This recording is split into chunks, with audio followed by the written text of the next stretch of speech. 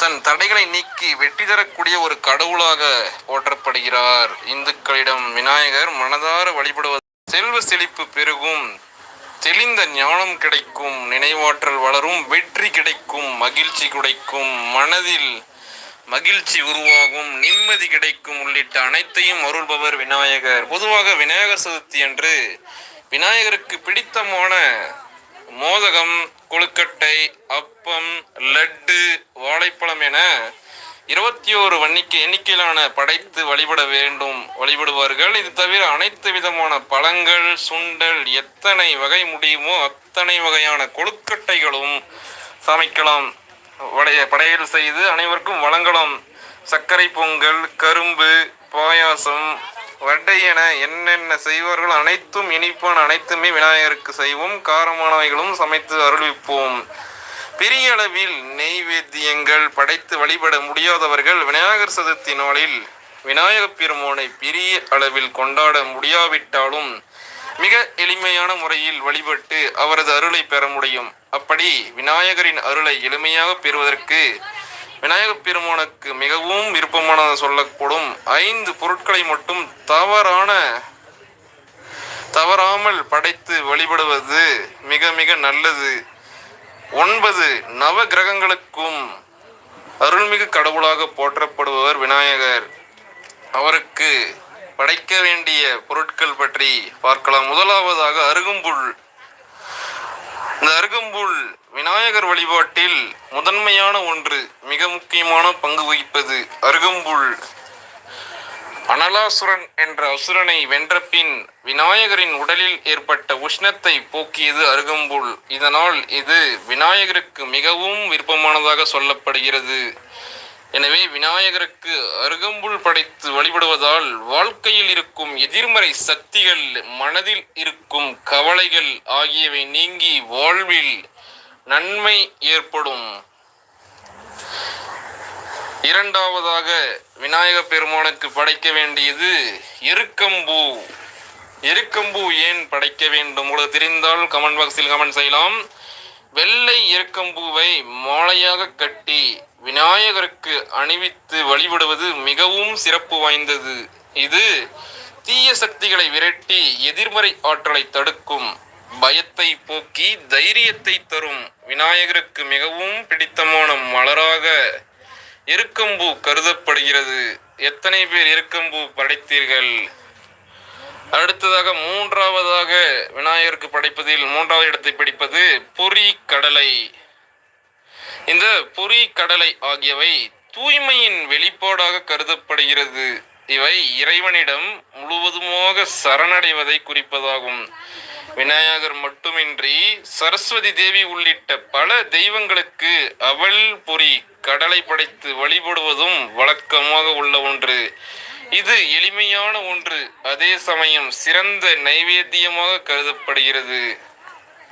அடுத்ததாக 4வதாக இடம் பிடிப்பது வாழைப்பழம். வாழைப்பழம் என்றாலே தெய்வீக வழிபாட்டில் மிக முக்கியமான பங்கு வகிக்கிறது வாழைப்பழம் ஆகும். மிகவும் எளிமையாக கிடைக்கக்கூடிய பழம்.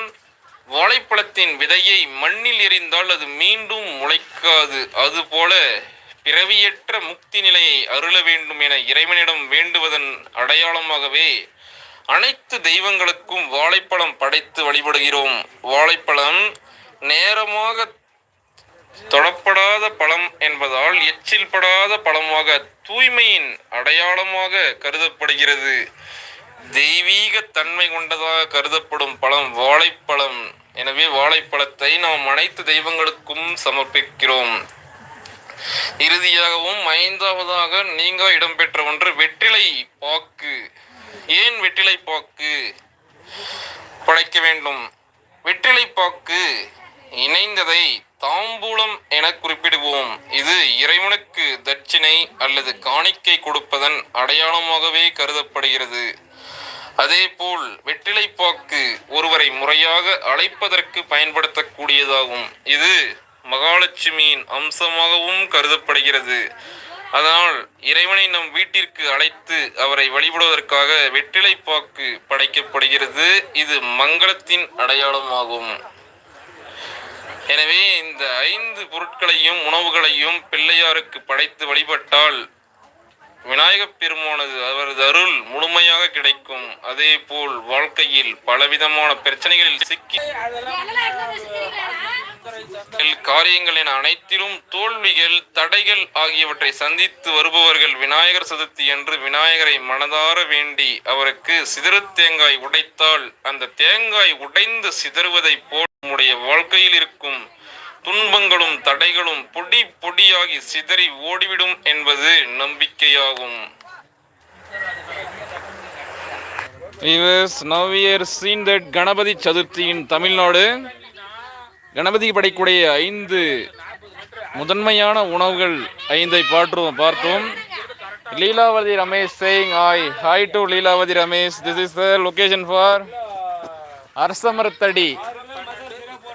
அரசமரத்தடியில் இருக்கும் கணபதி. அரசமரத்தடியில தான் பிள்ளையார வைக்கணும். எத்தனை பேருக்கு தெரியும்? தெளிவாக ஃபாலோ பண்ணிருக்கு. நம்ம லொகேஷன்ல தான்.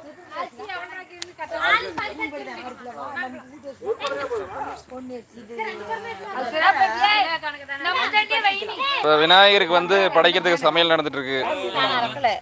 அவங்க வேகத்தை கொட்டிட்டாங்க கொண்டாந்து செப்பத்தை தண்டாக்குன்னு 6 கிலோ அரிசி எத்தி எப்படி ஊத்துறதுயா? எனக்கு கேட்கவும் கிடையாது. Hi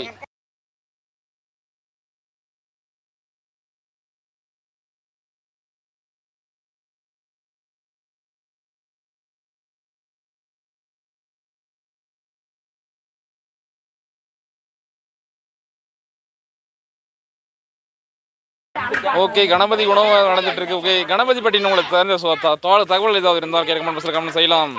what is the new information about மகா கணபதி? See this Ganapathi, Barur Ganapathi.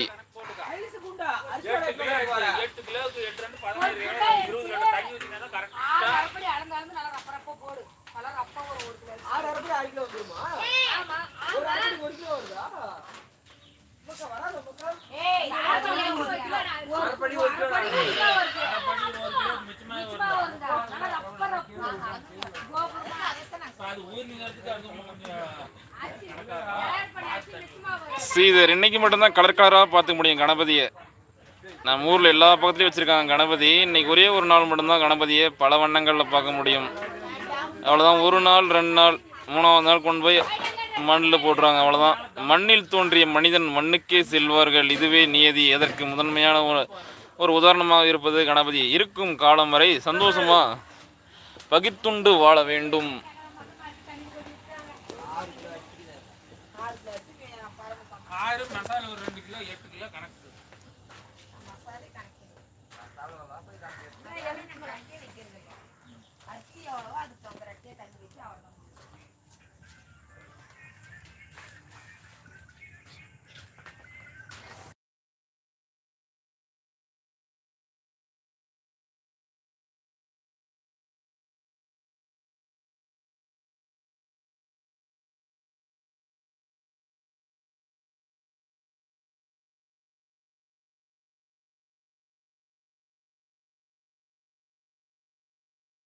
அது 1-2 கொட்டம் தான் என்ன பண்ணுது? அது அப்படியே வை, பரவாயில்ல. கடைசி தம் எடுக்குள்ள 4 துணி ஊற்றி கிளறினாவே அது போதும். தயிரை மட்டும் தயிர் ஊற்றுறியா? எவ்வளோ போற?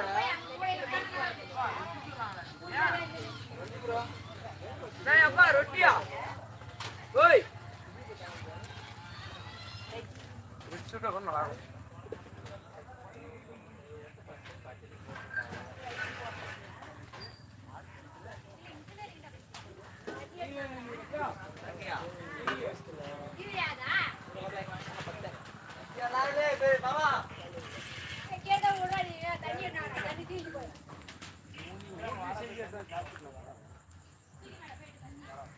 கேஷியர் ஒருத்தர் தாறு மாறு தக்காளி அவ்வளோதான். ஒருத்தர் கேஷியர் பக்கம்னா தானே எல்லாம் வாங்க முடியும். ஆளே இல்லை. ஆமா கேஷியர் ரவுண்ட்லயே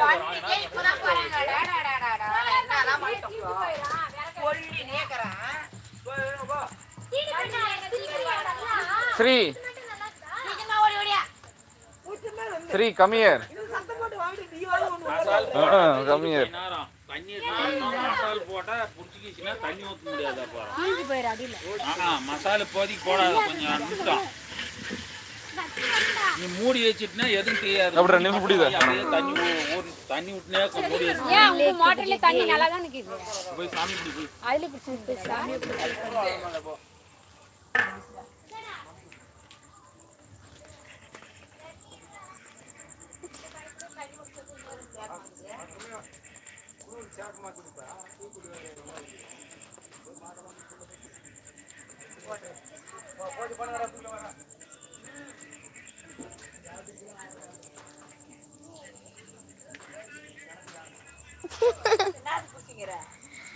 இதங்க சத புடிக்கு சொல்லிட்டு போனா